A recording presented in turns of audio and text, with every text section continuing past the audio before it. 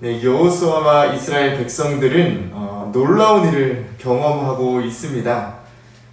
승승장구하면서 난공불락의 성인 여리고성까지 점령했습니다.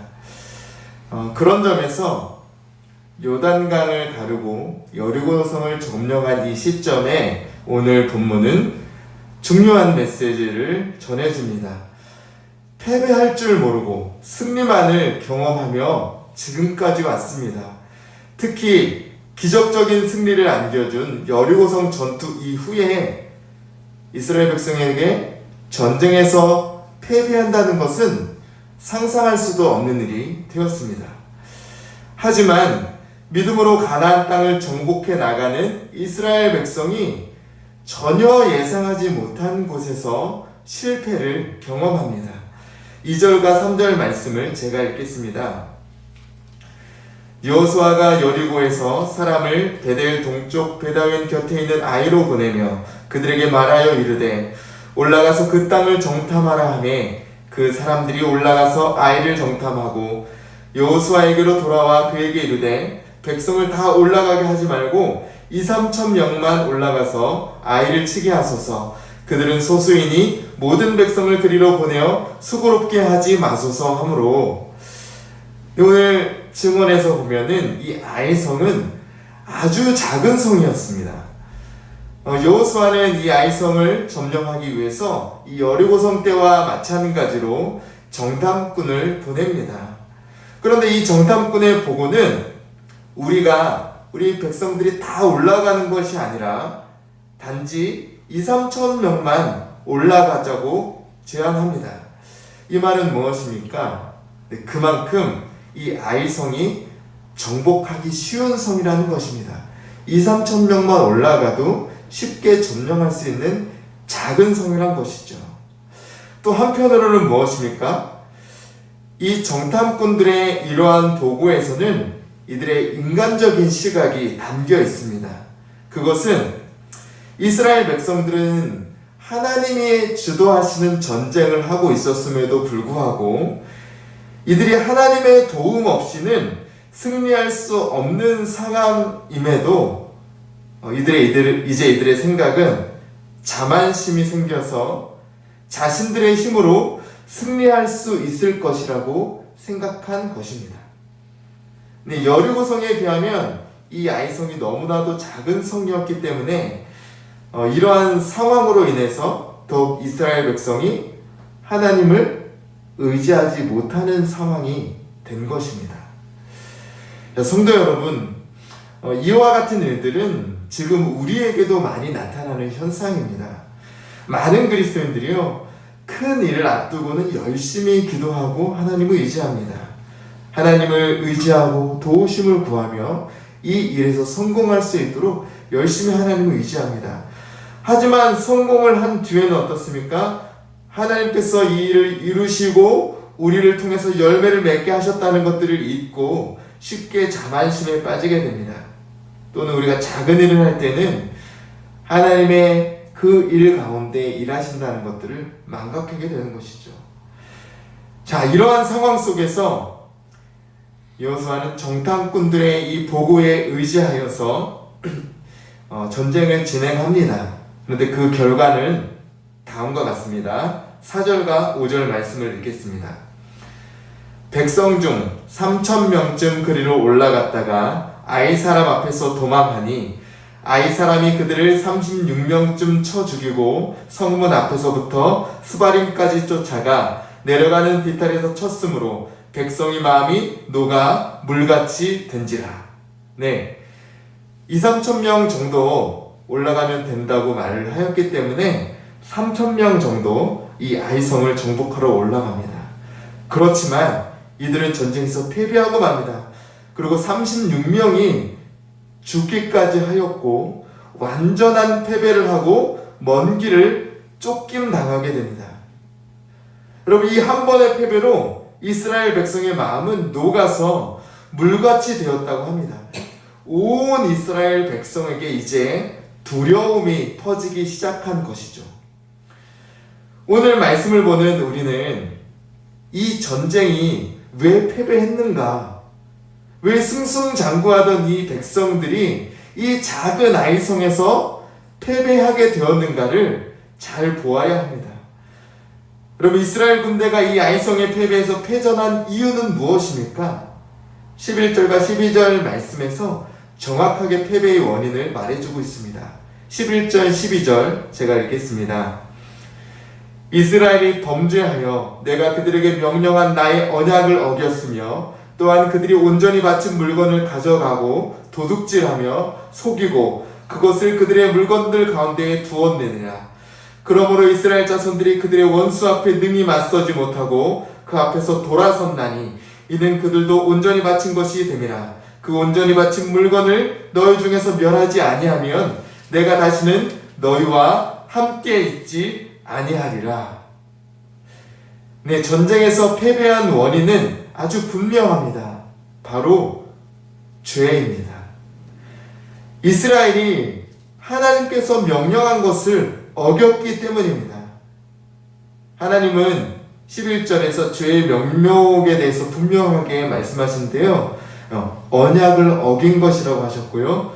도둑질했다고 하셨고 속였다고 말씀하셨습니다.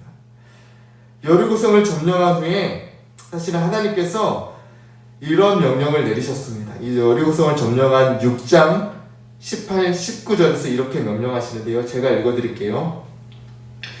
너희는 온전히 바치고 그 바친 것 중에서 어떤 것이든지 취하여 너희가 이스라엘 진영으로 바치는 것이 되게 하며 고통을 당하게 되지 아니하도록 오직 너희는 그 바친 물건에 손대지 말라.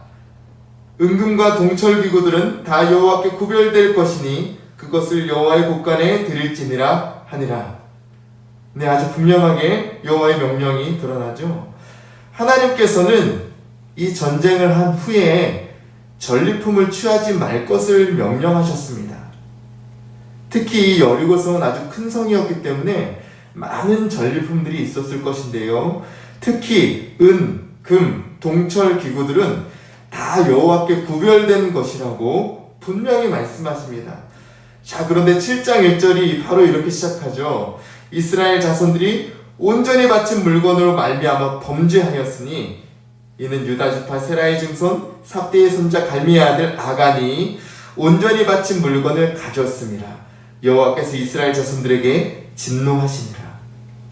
네, 이 아간의 범죄로 인하여서 진노하신 것입니다. 이 유다지파에 속한 이 아간이 하나님의 명령을 어긴 것이죠. 이 눈에 보이는 그 전리품의 유혹을 이겨내지 못하고 자신의 것으로 취하는 것입니다. 아간의 범죄는 어떻게 발각되죠? 하나님께서 제비 뽑기를 하라고 하십니다. 그래서 유다지파 중에 점점 좁혀 들어가서 결국 발각이 되고 맙니다. 온 이스라엘의 지파별로 나와왔고 결국 아간 스스로 죄를 자복하고 나아간 것이 아니라 하나님께서 지목하여 죄인임을 드러나게 하십니다. 여러분, 아간이 훔친 물건이 굉장히 재밌는데요. 명목이 21절에 기록되어 있습니다. 아간이 훔친 물건은 이 시날산의 아름다운 외투 한 벌, 그리고 은 200세겔, 금덩이 50세겔입니다. 지금으로 말하면 이런 것이죠. 굉장히 비싼 명품, 루이비통 같은 그 1000만원짜리 코트가 여리고성에 있는데 여리고성에 갔더니 있는 겁니다.